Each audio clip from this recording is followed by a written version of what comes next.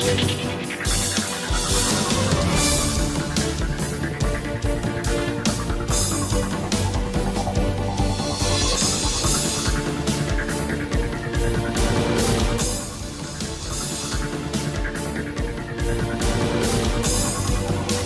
আমন্ত্রণ 24 ঘন্টায় presented by N Mohammad. আপনার সঙ্গে আছি মাসুদ মিশু। আপনারা জানেন জ্বালানি তেল এলপিজির পরে এবার তার প্রভাব হিসেবে বাস ভাড়া বাড়লো এবং আগামীতে অর্থনীতি কোন দিকে যাবে অথবা জ্বালানি সংকট কিভাবে সরকার সামাল দিবে, জ্বালানির মজুদ এবং বাস্তবতা কি, সেসব নিয়ে নির্মোহভাবে আলোচনা করতে চাই আমরা আজকের এই অনুষ্ঠানে।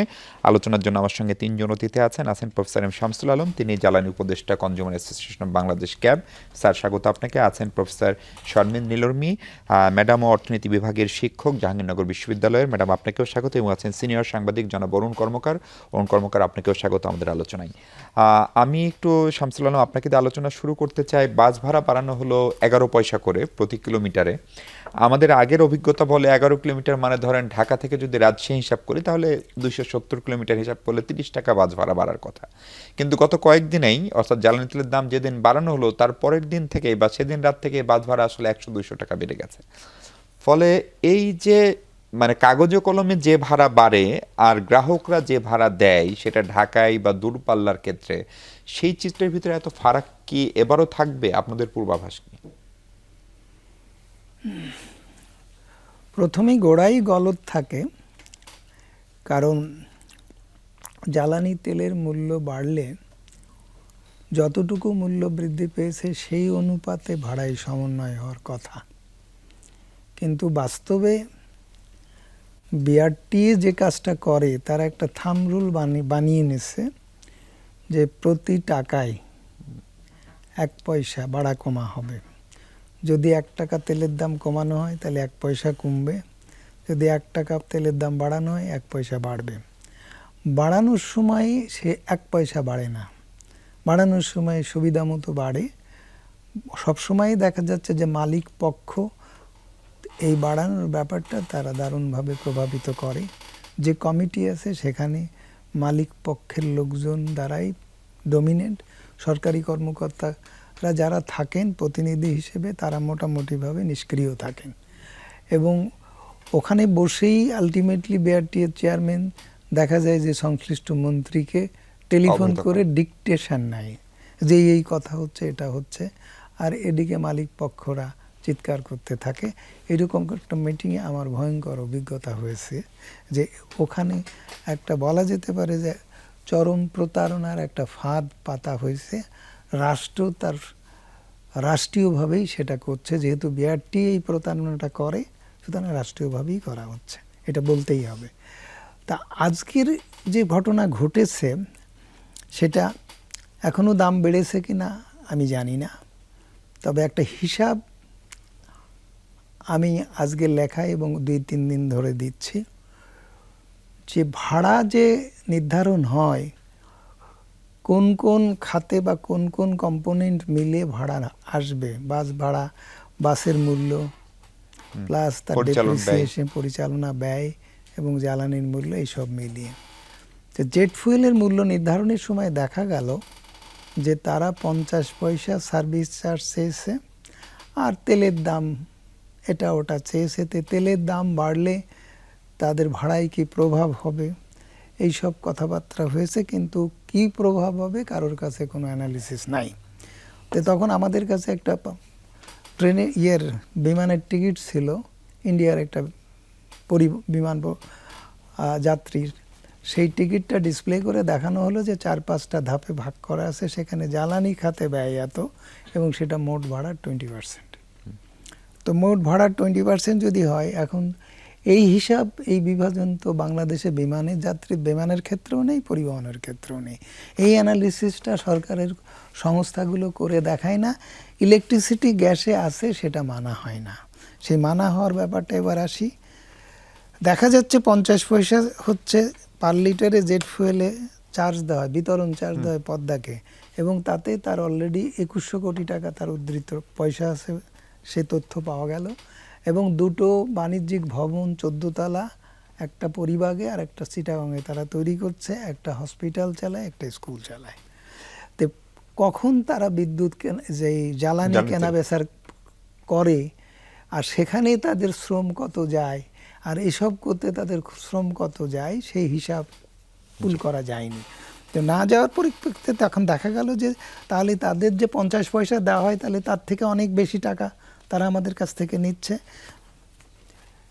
তারা 90 পয়সা চেয়েছে। আদেশ যখন বিআরসি দিল, এগুলো সব দেখানো হয়েছে, বিআরসি তাদের 88 পয়সা করে দিয়েছে, মানে 2 পয়সা মাত্র কমিয়েছে।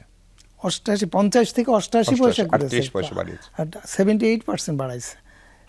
তো এই যে বাড়ালো, এটার কোনো যুক্তি আছে? আপনি যে কথাটা বলতেছেন, আমি বলছি কাঠামোগতভাবে সব জায়গায় একটা এই সংস্কার ব্যাপারটা দরকার। তো কাঠামোগতভাবে সব জায়গায় আছে, সব জায়গায় প্রযোজ্য। তেলের ক্ষেত্রে দেখা যাচ্ছে যে যদি সমানুপাতিক ভাবে যদি আপনি সমন্বয় করেন, তাহলে 15 পয়সা বেড়েছে, 15% তেলের দাম বৃদ্ধি হয়েছে। ডিজেলের কথায় যদি আসেন, এখন 2 টাকা 50 পয়সায় ঢাকায়, ঢাকার বাইরে কোনো কোনো জায়গায় 2 টাকা 20 পয়সা। তো 2 টাকা 50 পয়সা বেড়ে যদি সেই অনুপাতে বাড়তে হয়, তাহলে আমি ধরে নিচ্ছি যে 2 টাকা 50 পয়সার মধ্যে হচ্ছে 20% জ্বালানির ব্যয়।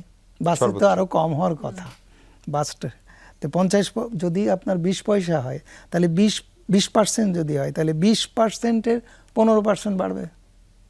তো 20% পুরোটার না, হ্যাঁ, 20%-এর 15% বাড়লে 2 টাকা 50 পয়সা উপরে 8 পয়সা বাড়ে, 2 টাকা 58 পয়সা হয়।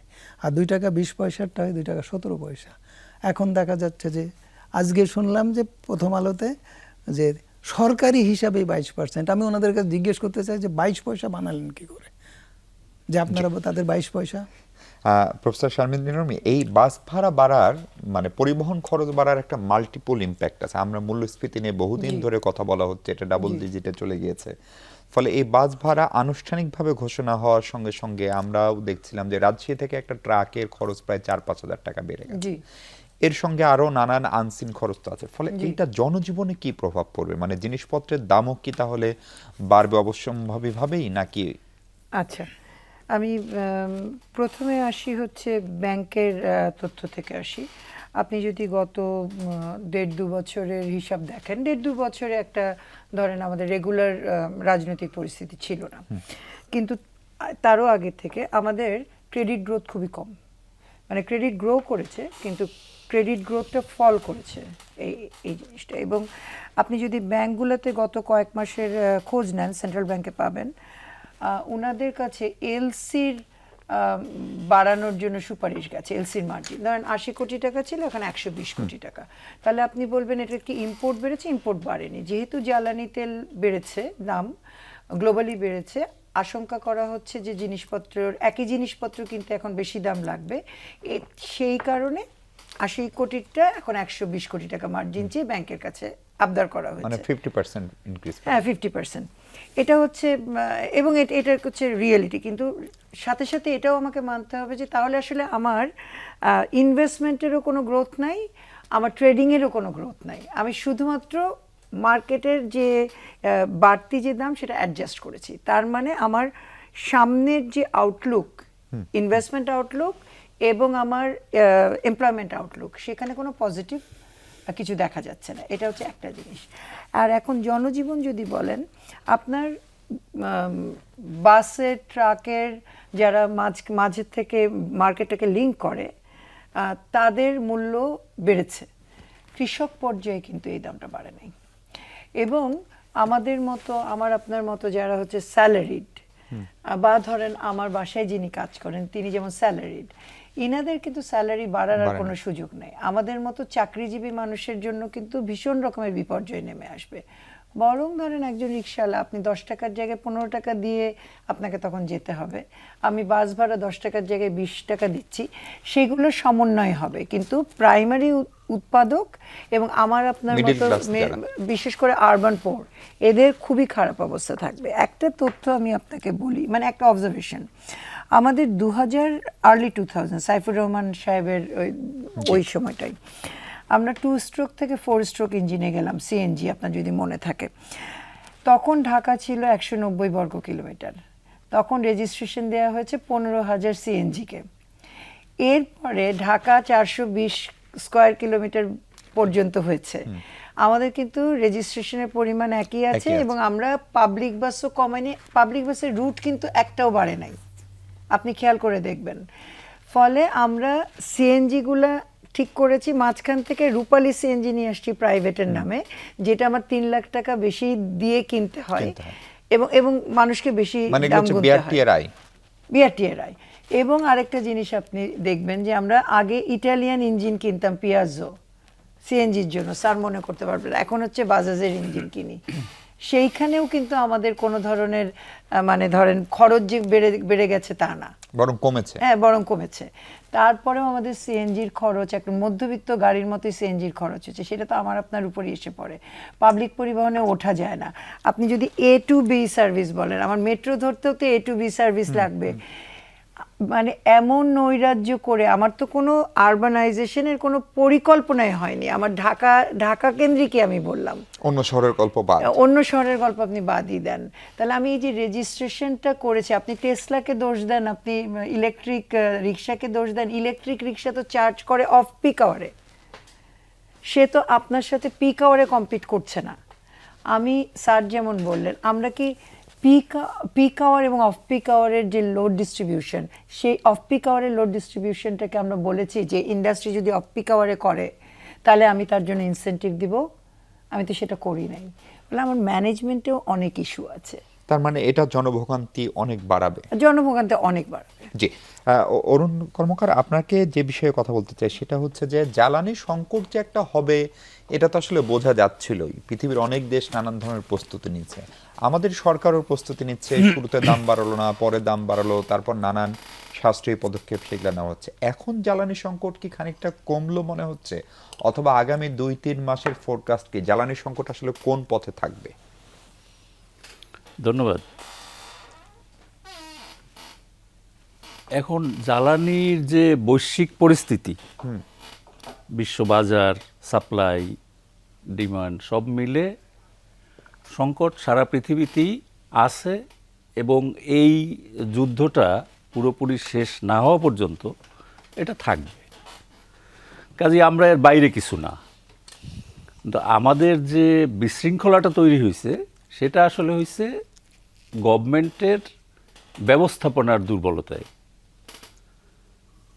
কেমন, প্রথমেই তারা রেশনিং করে দিল, বলল যে আমার যথেষ্ট জ্বালানি আছে, কোনো সংকট হবে না, কিন্তু রেশনিং করে দিল। রেশনিং এখন যথেষ্ট থাকলেও রেশনিং করতে হয় বা করা যায় বিশেষ পরিস্থিতিতে, কিন্তু মানুষের কাছে সেই সিগন্যালটা তো গেছে অন্য, যে তাহলে তুমি করলা কেন রেশনিং, নিশ্চয়ই তেল কম। কেমন। তারপরে তো দেদারসে এইটা চলছে যে ওই মোটর বাইকে 200 দেওয়া হবে, গাড়িতে 1000 বেশি হইলে 2000 দেওয়া হবে, এরকম একটা করা হইল। এই ব্যবস্থাপনার দিকটা গভর্নমেন্ট প্রথম দিকে একটু ঝামেলা করে ফেলছে এবং সরবরাহ যেটা আমাদের যে খুব বেশি মজুদ ছিল যখন ঘটনাটা শুরু হয়, তাও না, ডিসেম্বরের শেষে, তা না। খুব বেশি মজুদ আসলে আমাদের থাকেও না। সক্ষমতা আমাদের সক্ষমতা বোধহয় 30 দিনের মতো রাখা যায়, তো ওই সময় 30 দিনের আমাদের ছিল না। কিন্তু পেট্রোল অকটেন তো আমার 30 দিনের থাকার দরকারও নাই। আমার তো মানুষকে বলতে হবে যে তুমি পেট্রোল আমার এখন 10 দিনের আছে, কিন্তু সেটা আমার হোমগ্রোন এবং প্রতিদিন আসতেছে, প্রতিদিন এটার সাথে যুক্ত হচ্ছে। তারপরে গভর্নমেন্ট যেটা করলো, সিঙ্গাপুর স্পট মার্কেট থেকে নিয়ে আসলো। সিঙ্গাপুর তো ওপেন, তো কোনো সমস্যা নাই, আপনার টাকা বেশি লাগবে কিন্তু তেল আপনি পাবেন। তো এখন তো পেট্রোল অকটেন রাখারই জায়গা নেই, দেশের বেসরকারি কোম্পানিগুলির থেকে কম নেওয়া হচ্ছে, অনেক কম নেওয়া হচ্ছে এবং তাদের ডিপোতে কোনো জায়গা নেই।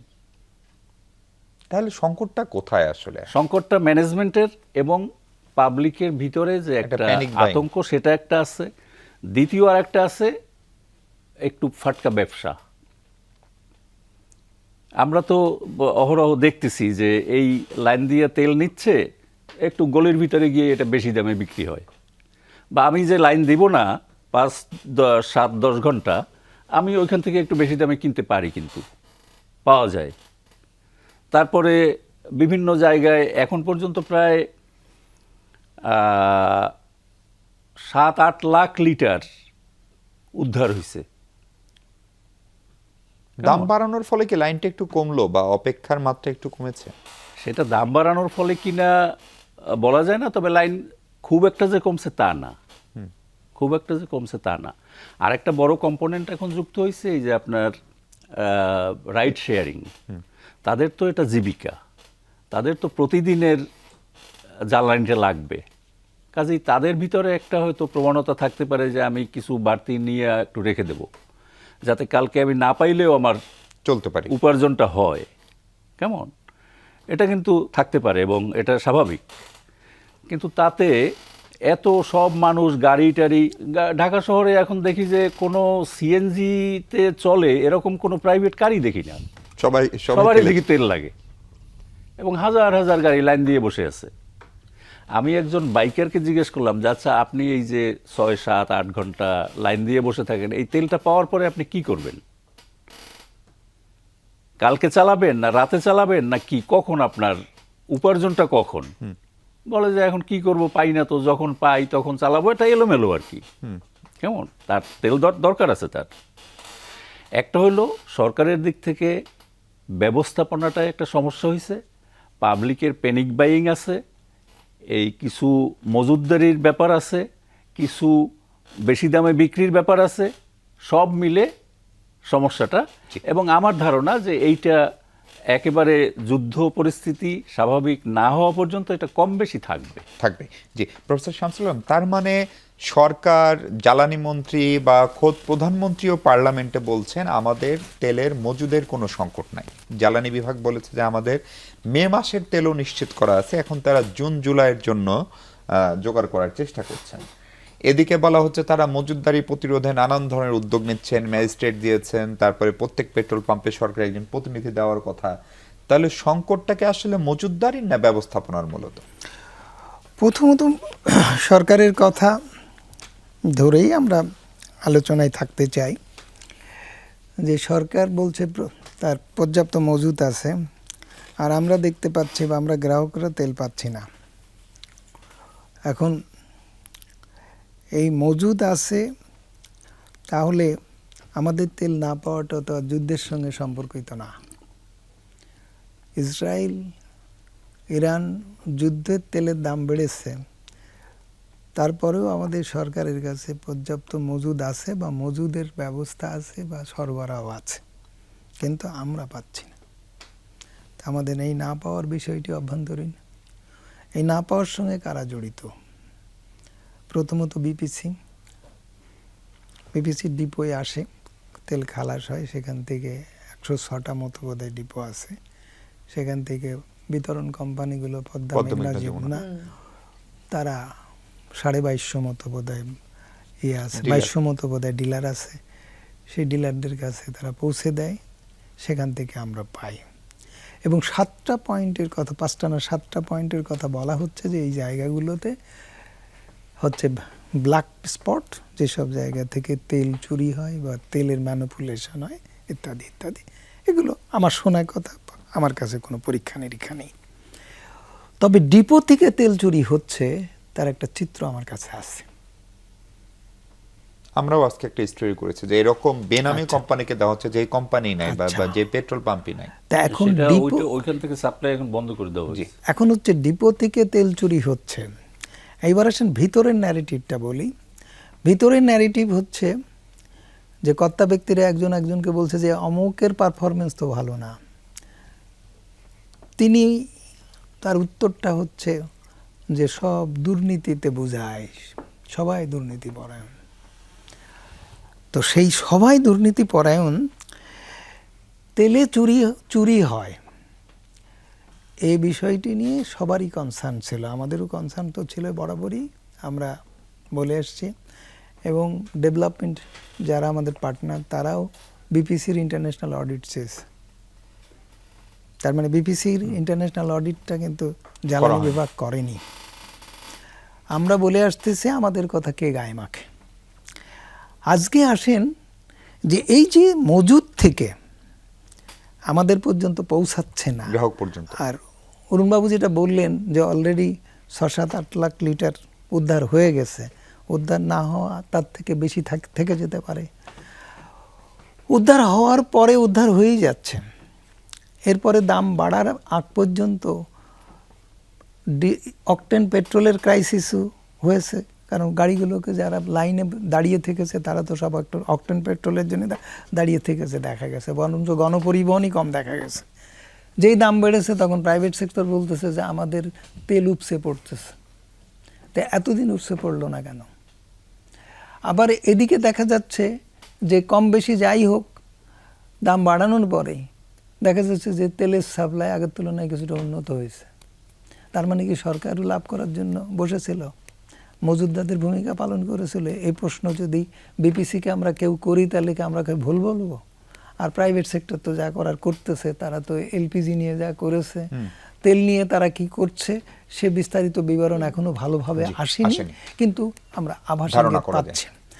এখন আসেন সরকারকে যদি আপনি ডিফাইন করেন, তাহলে সরকার বলতে বিপিসি, সরকার বলতে পেদ্দামন্দা যমুনা, এসব অ্যানোমেলিগুলো কন্ট্রোল করার দায়িত্ব ডাউন স্ট্রিম রেগুলেটর হিসেবে বিআরসির। বিআরসি এসব অপরাধকে, এইসব কার্যক্রমকে, এইসব অ্যানোমালিকে, অসঙ্গতিগুলোকে বিআরসির আইনে এটা অপরাধ হিসেবে ডিফাইন করা আছে। বিআরসি তো জ্বালানি তেলের দাম নিয়ে কখনো শুনানি করেন, সেটা তো নির্বাহী আদেশ। এইবার আসেন তাহলে আইন একটা আছে, সেটা মানার দায় এইসব প্রতিষ্ঠানের কারোরই নেই, ইভেন জ্বালানি বিভাগের নেই। এইসব প্রতিষ্ঠান মিলেই তো সরকার, কেউ হাত, কেউ পা, কেউ মাথা, কেউ এইসব অঙ্গ প্রত্যঙ্গ। এইসব অঙ্গ প্রত্যঙ্গগুলো হচ্ছে অকার্যকর, অচল এবং নিষ্ক্রিয়, তাহলে সরকারের অস্তিত্ব থাকে? খুবই মৌলিক প্রশ্ন স্যার। আমরা একটা বিরতি নিই, বিরতির পরে ফিরছি। দর্শক আমাদের সঙ্গে থাকুন, আমরা জ্বালানি সংকট ও সমাধানের উপায় নিয়ে কথা বলছি। দর্শক আরেকবার স্বাগত 24 ঘন্টা জ্বালানি সংকট নিয়ে কথা বলছি আমরা। প্রফেসর শর্মিন নীলুরমি আছেন আমাদের সঙ্গে। ম্যাডাম, আমরা কথা বলছিলাম যে এটা যদি মজুদ বা ব্যবস্থাপনা জারি সংকট হোক, আমরা দেখেছি যে বিপিসি বছরের পর বছর বেশ ভালো মুনাফা করেছে, এবং সেটা 4,000 কোটি টাকা, 5,000 কোটি টাকার কাছাকাছি। ফলে তেলের দাম যখন কমেছিল তখন বিপিসি সেটা অ্যাডজাস্ট করে নাই। এখন বিপিসি সেই লাভ, সেই ইন্টারন্যাশনাল অডিট করা না করা, সেগুলো নিয়ে প্রশ্ন আসছে এই সংকটের সময়। ফলে এই সংকট আসলে আমরা কিভাবে সামাল দিব? আচ্ছা, প্রথমে একটু বলে নিই যে আমাদের নতুন সরকার, এবং এই সরকারকে তো সবাই আমরা সময় দিতে চাই, কারণ একটা ট্রানজিশনের মধ্যে দিয়ে সরকার এসছে, তার মধ্যে এসে একটা যুদ্ধাবস্থা পড়েছে। ম্যানেজমেন্ট না হয়ে, ধরেন যদি এমনিতেই একটা ক্রাইসিস হতো, যেটা স্যার বলছেন যে আমার তো এমনিতেই সংকট হতেই পারতো, কিন্তু সেটা হয়নি, সরকারই বলছে হয়নি।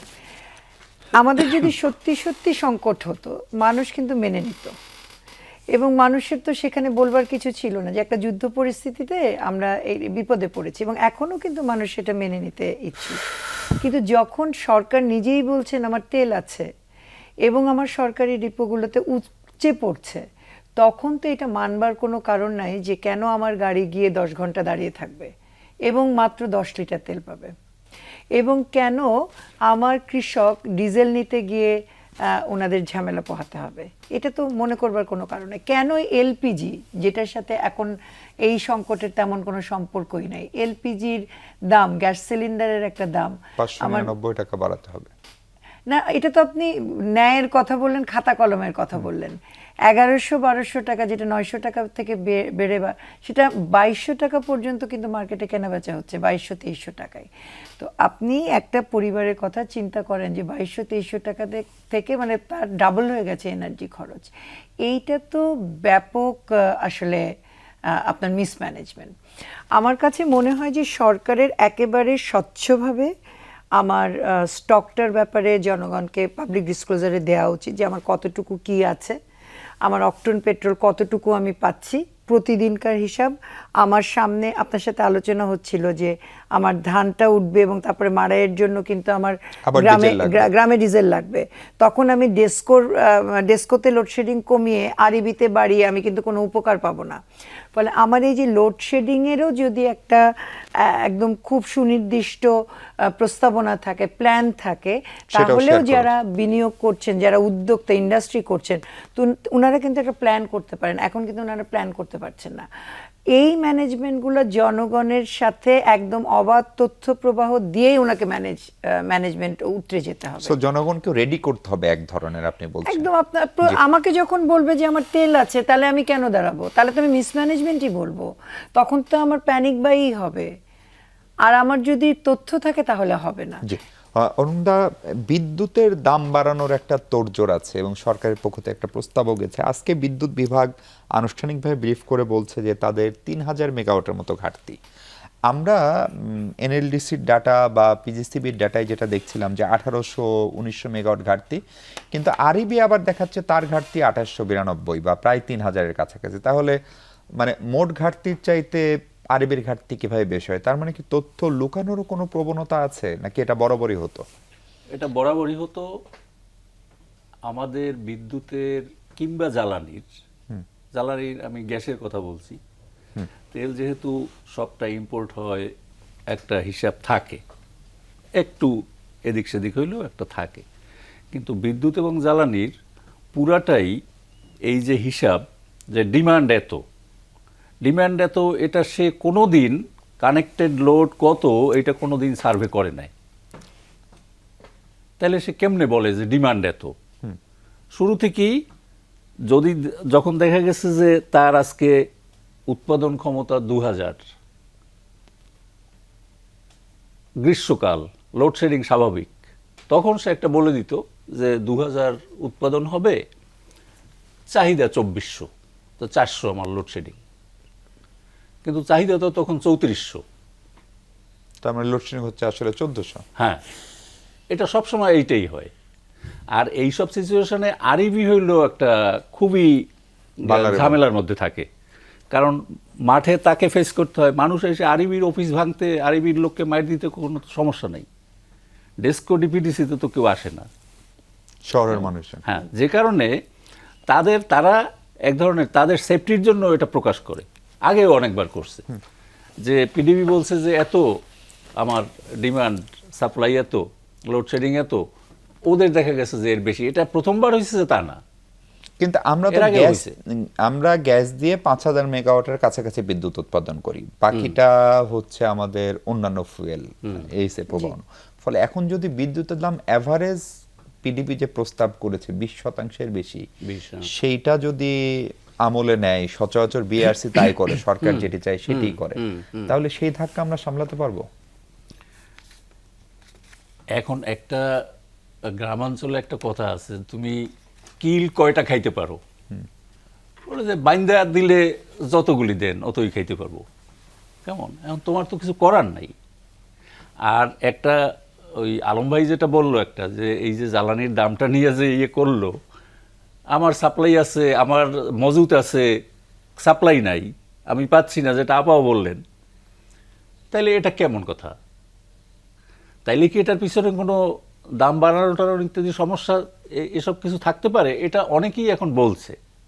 আর একটা জিনিস আমরা দেখতে পারি যে এনার্জি সেক্টরটা হইল সরকারের রাজস্ব আয়ের জন্য একটা সোনার খনি, এবং এনার্জির দামটা যত বাড়বে তার কিন্তু রাজস্ব তত বাড়বে। কেমন? ট্যাক্স, ভ্যাট ইত্যাদি সব মিলে প্রায় 35% তো সে নেয়। এই 35%-এ 100 টাকা যদি দাম থাকে তাহলে যা হবে 35 টাকা, যদি 150 হয় তাহলে ওই রকম 17.5 টাকা, 1.5 গুণ। কেমন? সুতরাং এইটা তার একটা। এখন তো রাজস্বের ঘাটতি তো মারাত্মক, চরমে আর কি। কেমন? কাজে এটা থাকতে পারে যে আমি এই যুদ্ধ, এই পরিস্থিতি, এই সুযোগে আমি দামটা বাড়াইয়া কিছু রাজস্ব আহরণ করি। জি, প্রফেসর শামসুল আলম, লোডশেডিং তো ইতোমধ্যে শুরু হয়েছে। আপনি ঢাকার একটু অদূরে থাকেন, সেই এলাকায় টের পান, কিন্তু ঢাকার বাইরে লোডশেডিং মানেই গ্রাম, এইটা একটা প্রচলিত ধারণা এবং এটা বাস্তবতাও আমরা দেখছি। ধরেন বিদ্যুৎ বিভাগ বলছে তার 3000 মেগাওয়াট ঘাটতি, সেটা শহরের লোকজন যতখানি না টের পাচ্ছে, নাটোর বা বরগুনার লোক তার চেয়ে অনেক বেশি টের পায়। ফলে এই বৈষম্যের অবসান হবে না? টোটাল পিডিবির তথ্য যদি ধরে নিই, টোটাল লোডশেডিং হচ্ছে 3000, আরইবির হচ্ছে 2850 কত না 2812 যেদিন বলছে সেদিন পিডিবির ঘোষিত লোডশেডিং ছিল 1800। আচ্ছা, তাহলে তার অঙ্ক মেলে না, ওটা নেগেটিভ। তো আপনি যে বৈষম্যের কথা বলেছেন, সভ্য সমাজে সুবিচার বলে একটা কথা আছে। যে যত সভ্য তার এই সুবিচারের মাত্রা জ্ঞানটা তত বেশি সূক্ষ্ম এবং তত বেশি তীক্ষ্ণ। আজকে জ্বালানি সুবিচার বলে একটা কথা আছে, এনার্জি জাস্টিস। সেই জ্বালানি সুবিচারের ব্যাপারে এইসব বিষয়ে যারা সিদ্ধান্ত নেয় যে লোডশেডিং মানে গ্রাম, তাদের এই শব্দটাই তাদের অভিধানে নেই। এমনকি কোনো এলাকায় বিদ্যুৎ যায় না, বিশেষ কিছু তারাই আমাদের হচ্ছে আমাদের চালায়। দ্বিতীয়ত প্রশ্ন হচ্ছে যে আমাদের সবার ঘরে ঘরে বিদ্যুৎ আমরা পৌঁছে দিছি এবং তার জন্য কত ব্যয় বাড়িয়েছি সেই হিসাব যদি কখনো আলোচনা হয় তখন করা যাবে।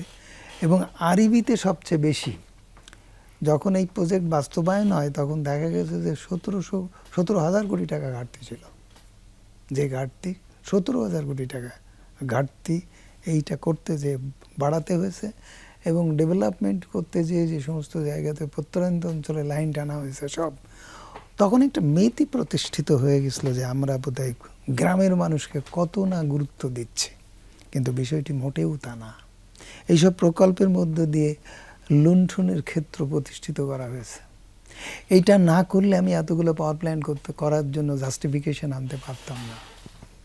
এগুলো চালাইতে হবে বলে যে বিদ্যুৎ বানাতে হবে, বানায় তাদের দিতে হবে। এবং আপনি হিসাব করে দেখেন যে এই সব এক্সটেনশনের কিছুক্ষণ আগে অরুণদার কথার মধ্যে এসেছে যে আমরা ডিমান্ডই জানি না কত।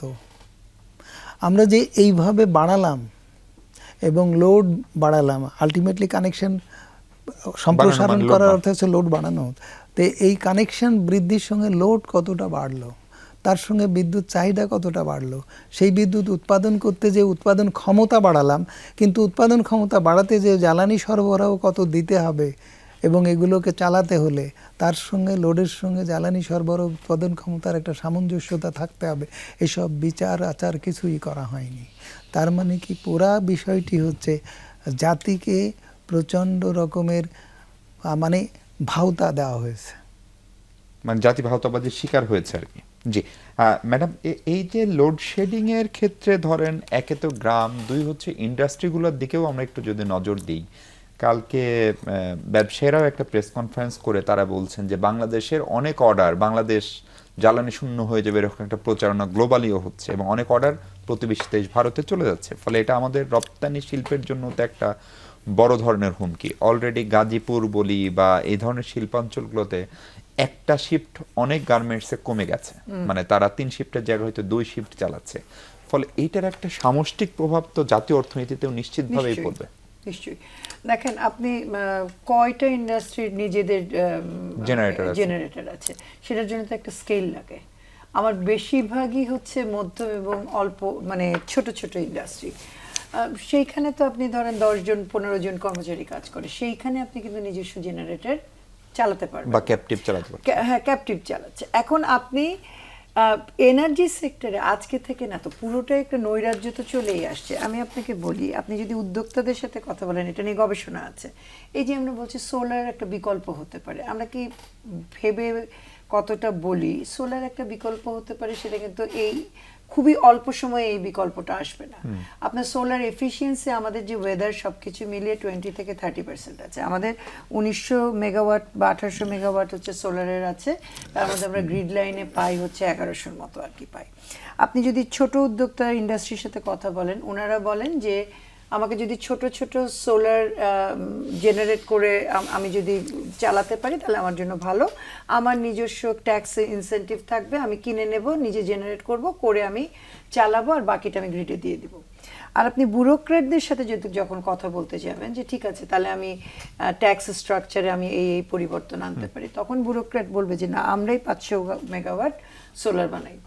সেটা আবার কিছুতেই উদ্যোক্তাদের জন্য সহায়ক হবে না। এইটা আবার বড়, আমরা সবসময় বড় প্রজেক্ট নিতে চাই এবং সেটার সাথে মানি লন্ডারিং, করাপশনের একটা কাজ থাকে। স্বল্প মেয়াদে করতে হলে আপনি ছোট ছোট ইন্ডাস্ট্রিকে ছোট ছোট এইভাবে সোলারে সুযোগটা দেন, আপনি ট্যাক্স স্ট্রাকচারে সেটা দেন যাতে উনি সহজে এই কাজটা করতে পারে, তাহলে আপনার আপাতত কিছুটা সহায় হবে।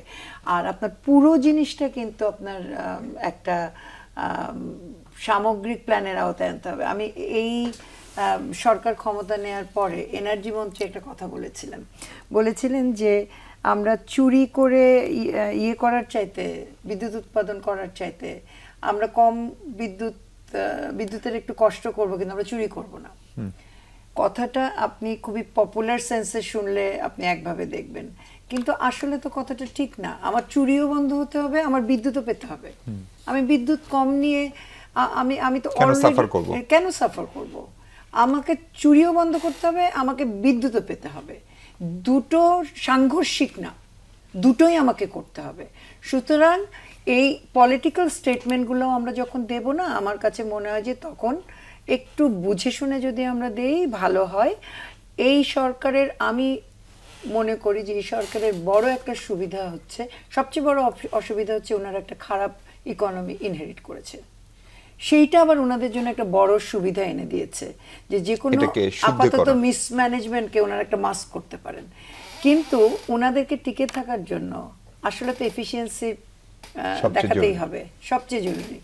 এবং এই সুযোগটা ওনাদের রয়েছে যে ওয়ার এবং একটা দুর্বল অর্থনৈতিক বেজ ওনারা পেয়েছেন, ওনাদেরকে খুবই যুক্তিযুক্তভাবে একটা পরিকল্পনা এবং ম্যানেজমেন্ট জনগণের সামনে উপস্থিত করতে। সরকার প্রধান আপা এরই মধ্যে বলেছেন যে তার একটা কয়েক বিলিয়ন ডলার ঋণ লাগবে, সেটি নিয়ে বিভিন্ন আন্তর্জাতিক সংস্থার সঙ্গে যোগাযোগও চলছে। ফলে এই শুধু জ্বালানি খাতেই 300 কোটি ডলারের মতো ঋণ তিনি চেয়েছেন বিভিন্ন আন্তর্জাতিক সংস্থার কাছে। ফলে সেটিও আমাদের সামগ্রিক অর্থনীতিতে আরেকটা, আমরা আগে থেকে ঋণ জর্জরিত, 2026 থেকে অনেকগুলো ঋণের পেমেন্ট শুরু হবে সম্ভবত জুন থেকে, আগের সরকারের নেওয়া। তার পরিপ্রেক্ষিতে বাংলাদেশের মানুষের উপরে কি অভিজ্ঞতা হবে সেটি নিয়ে কথা বলবো। দর্শক, তার আগে আবার একটা বিরতি নিই।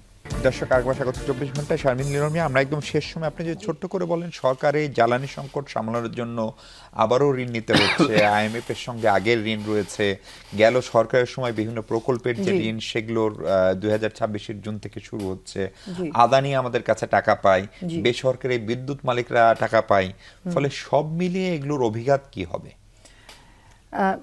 প্রথমে বলে নেই যে ঋণ নেওয়া খুব খারাপ জিনিস না, যদি আমি ঋণটা যথাযথভাবে ব্যবহার করতে পারি। আমি কনসেশনাল লোন যদি পাই, সেটা যদি যথাযথভাবে সদ্ব্যবহার করতে পারি। কিন্তু এটা যদি আবার দুর্নীতির গেরাকলে পড়ে, তাহলে আমরা কিন্তু আরো খুবই খারাপ অবস্থায় হয়ে যাব। ফলে ঋণ আমাদের নিতে হবে, কিন্তু সেটার জন্য রাজনৈতিক প্রত্যয় থাকে, রাজনৈতিক ম্যানেজমেন্ট থাকে এবং পাবলিক এক্সপেন্ডিচার এফিসিয়েন্সি থাকে, যে আমরা ঠিকঠাক মতো খরচ করতে পারবো। ফলে ওই জায়গাটা একটা করতে হবে। আরেকটা জিনিস খুব গুরুত্বপূর্ণ, যে আমার এনার্জি ক্রাইসিসের মধ্যে আমার আর নতুন কোনো বিনিয়োগই হবে না, বরং কর্মচ্যুতি ঘটবে মানুষের। এই দিকটা কিভাবে সরকার সামাল দেবে, সেই আউটলুকটা আমার মনে হয় যে সরকার 9th 5-year প্ল্যানের জন্য গেছে। ওনারা খুব তাড়াহুড়া করছেন, কিন্তু ওনারা বাজেটের আগে এই প্ল্যানটা দাঁড়া করাবেন। আমরা সেটা দেখার অপেক্ষায় থাকবো, যে এই শুধুমাত্র ক্রাইসিস ম্যানেজ করা না, আমার আগামী 5 বছরে কোন উন্নয়নের স্ট্র্যাটেজিতে আমি যাচ্ছি, এই ডেট সার্ভিসিং সহ, এই এনার্জি ক্রাইসিস সহ, সেটা দেখার জন্য আমরা অপেক্ষা করছি। জি, অরুণ কর্মকার, সব মিলায়ে জ্বালানি খাতে আগের ঋণ, তারপরে আবার ধরেন বিপিসি যতটুকু লাভ করে বা বিদ্যুৎ কোম্পানিগুলো যতটুকু লাভ করে সেগুলো অর্থ মন্ত্রণালয়ে নেয়। ফলে সব মিলে এই ব্যবস্থাপনাটা জনগণের উপরে কতখানি আসবে, এই ব্যবস্থাপনায় যদি নতুন করে আবারও কোনো ভুল করে সরকার? জনগণের উপরই তো আসবে, পুরোটাই জনগণের উপরেই আসবে, আর তো কারোর উপরে না। মানে কি ফরম্যাটে আসবে তাহলে? দাম, হ্যাঁ, এখন তুমি বিদ্যুতের দাম বাড়তে পারে, জ্বালানির দাম তো বাড়ছেই। কেমন, ওই যে এলপির দাম অনেক বেড়ে গেছে, এলএনজি বেশি দামে আনা হচ্ছে, তাই না? সব ধরনের।